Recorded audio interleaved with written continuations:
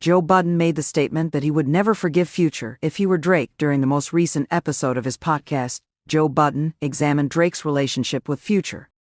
He admitted that if he were in the position of the Toronto rapper, he would never forgive Future for taking the side of Kendrick Lamar and Metro Boomin in their recent feud with him.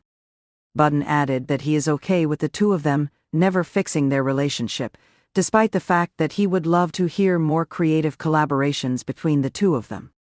"You can't expect me to tell you a falsehood. It's up for life. If I'm Drake at this point, forever and forevermore, I am never going to collaborate with any of you." According to Budden, "I don't think that's going to happen," in reference to Drake and Future. From that point on, he became in agreement that he is fine with the two of them never working together because they have already produced an adequate amount of excellent music. "As a selfish fan, I'm cool either way," he stated to reporters in the beginning of this year. Future and Metro Boomin were not only famous for hosting Kendrick Lamar's first verse on Like That, but they were also the ones who started the viral beef with Drake.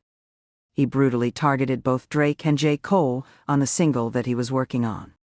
During the subsequent months, Drake and Lamar engaged in a series of diss recordings, which ultimately resulted in the majority of fans deciding that Lamar emerged victorious. In more recent times, Young Thug has utilized his presence on social media to campaign for the two individuals to make apologies and return to the studio. On X, which was once known as Twitter, Future reshared the message following the release of Kendrick Lamar's new album, GNX, on Friday afternoon. The Joe Budden podcast will include a conversation on the subject. Throughout the course of the project, he makes multiple references to the beef he has with Drake. He will be performing as the headlining act at the Super Bowl Licks halftime show, and this comes first.